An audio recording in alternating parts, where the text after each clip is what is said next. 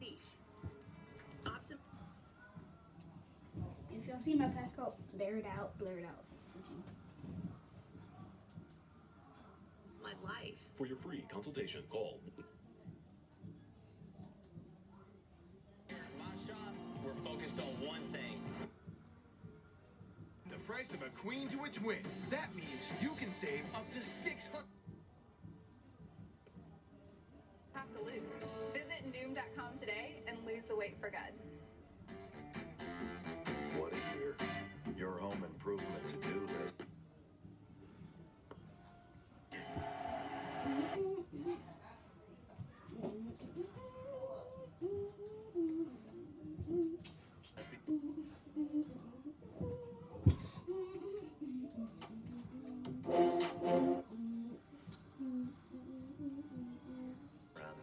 Social club in Brooklyn, run by Carmine Fatigo, a capo first for Albert Anastasia and later for Carlo Gambino. In 1956, Gotti dropped out of Franklin K. Lane High School, taking with him a sizable chunk of his classmates' lunch money, which he had earned as a class bookie. Gotti got a job as a coat presser and began building up his criminal resume. At 17, convicted for theft. At 20, for disorderly conduct. Neither resulted in jail time. In 1960, he met and fell in love with the daughter of a Jewish sanitation worker, Victoria DiGiorgio. Vicky and John got engaged. They were both short-tempered and called it off several times before getting married in March 1962. The couple had 5 children and eventually settled into the Howard Beach section of Queens. Shortly after the wedding, John took a job as a trucker's assistant, but his paycheck didn't cover his frequent nights on the town gambling. Gotti resorted to stealing cars to make ends meet, but the law caught up with him in 1965, and this time, Gotti was sent to jail. Vicky Gotti went on welfare. Many people would look at that as an act of weakness while she went on welfare. A lot of other people would look at that as an act of a strong woman sending a signal. Hey, you guys won't take care of me. You know, I'll take care of it. And, you know, not in a way that will make anybody look very good here. When he was released from jail in 1966, Gotti desperately needed money to support his family. He turned to a sure thing, hijacking trucks from JFK Airport in Queens. But Gotti was soon caught and sentenced to nearly 3 years in the maximum security prison in Lewisburg, Pennsylvania. When he got out in 1972, Gotti went back to Fatigo's crew, now operating out of the Bergen Hunt and Fish Club in Ozone Park, Queens. Gotti impressed the wise guys at the club. Gotti presented himself like a man that's been around, you know. Guy that you don't want to mess around with, you know, but he also was very gentle and good-natured. And he'd sit around playing cards. Gotti's passion for gambling qualified him to run Fatigo's gambling operations, which controlled a few small illegal casinos in Queens. If anyone failed to pay their debts to Fatigo, Johnny Boy Gotti roughed them up. Gotti quickly built a reputation as a tough guy and a valuable soldier. So valuable that John was appointed acting capo of the Bergen crew. Gotti was just 31 and not even a full-fledged made man in the mafia. And even back then, he was very ambitious. He wanted to be boss of the family. He told everybody of his career plans. Gotti's rise to glory got a big boost in 1973 when the aging boss Carlo Gambino ordered a hit on the thug who kidnapped and killed his nephew. Carlo Gambino had never received such an instance of utter disrespect in his life. Kill him. Who's your favorite skin? Gotti was chosen to rub out the culprit, James McBradney. He was caught, but scored big points in the Gambino family by avoiding what would have been a highly publicized trial and accepting a plea bargain. After spending 2 years in prison, he got his reward. John Gotti was formally sworn into the mafia, and he was made capo. He was a captain of probably the most violent crew in New York, called the Bergen Hunt Fish Crew. And his crew was in everything from hijacking, stolen cars, drugs, gambling of own loan sharking and murders. Secure in his position as capo, Gotti flaunted his newfound power and wealth. I know a woman who dated John, who John would take her out. He said to her, you know, can I, you need anything? Can I, you know, you want you to go shopping? She says, no, she's going to go shopping. He takes out a wad of pills out of his pocket, gives her a whole bunch of money out of his pocket. And she says, John, that's all the money you have in your pocket. And he says, I got 2 pockets. Most of Gotti's pocket change went to gambling.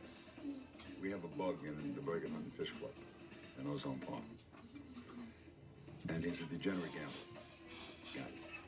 He would bet on 2 cockroaches on him. That's how bad he is. He's in the club all by himself Sunday evening, and he gets the result of the baseball games. He lost every one. He blew $20,000 plus the VIG. The VIG is the interest, right? He's all alone.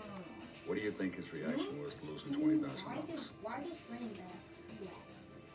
God is a blankety blank.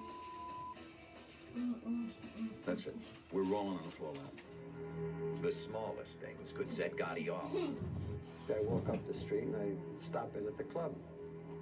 And there was John. He was sitting at the table. And while we're talking, in walks a guy, one of his people, with his hands outstretched, and he has a silver leisure suit in his hands. And as he's walking toward the table, John says, "What the is that?" He says, "John, that's the leisure suit you told me to get you, the gray one that you told me to get you." He says, "Is that gray? Are you at a kid and this and that?" Gotti's outbursts were legendary. He's also had a reputation back then for having a tremendous temper, a penchant for violence, and a tough guy. John is a real gangster. What you see is not what you get from John Gotti. You're seeing somebody who projects his persona of a loving type of a family guy in his own neighborhood. But this is a violent individual, and make no mistake, this man has the capability of killing people. I mean, at a finger. He moves his finger and somebody's dead in New York.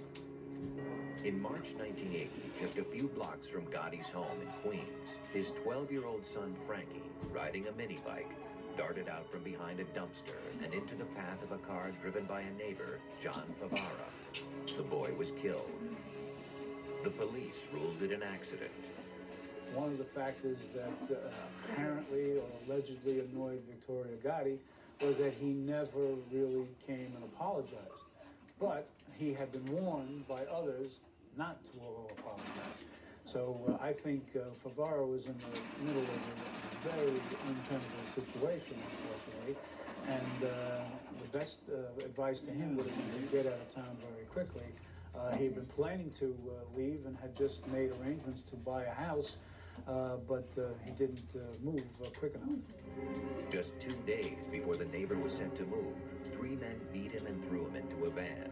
He was never seen again. At the time, John and Vicky Gotti were out of town. No one was ever charged. Fact, a heroic bird solved his owner's murder. In 2001, a man... Cockatoo. The bird died defending his owner, but it wasn't in vain. The killer's blood was found on its beak. DNA identified the murderer, and he...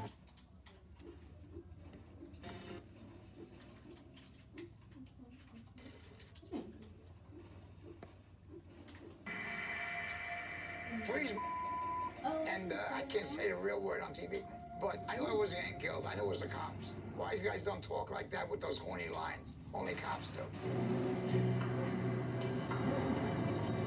I got arrested for trafficking in heroin, cocaine. The indictment read on for pages. They charged us with everything but treason, I think. I was facing 20 years. One of my crimes. Bobby had given me up. He would have probably got maybe a year to have kept his mouth shut. But yet he gave his father up, myself up. He was a weak, punk kid. Had no regard for no one, not even his own father. They hadn't planned to arrest me that night until Judy made that phone call from my home. When he sees what we got, it's gonna be a piece of cake. They had wiretapped my phone, Robin's phone. They had wiretaps on Paul Mazy's phones in Pittsburgh. They had an anti-case. Henry Hill, feds ready to make a deal with me at that point. We need your help. We need you for the Little Thoughts of Robbery, and we want you to be a witness. Witness protection for yourself, Karen, and the kids. They start giving me all kinds of deals. My saviors. Because they know how valuable I was to them. I was the key to solve the biggest cash robbery in United States history. You gotta give this up. They offered me everything on a silver platter. They wanted me to betray my whole crew. You're out of your mind. The first thing that would come to Jimmy's mind and Paulie's mind, that I would become an informant, I would become a rat. You know what'll happen to me if I go out there after I give you names? I was on a Ferris wheel. You know, I didn't know what I was going to do. I didn't trust the FBI. I certainly didn't trust Paulie or Jimmy. What do you think your chances are out there? All I want to do is make bail. And I was going to take off. I was going to go, I was going to want to run. As a fitness junkie, I customize everything. That's all for this video. Bike, wheels, sound.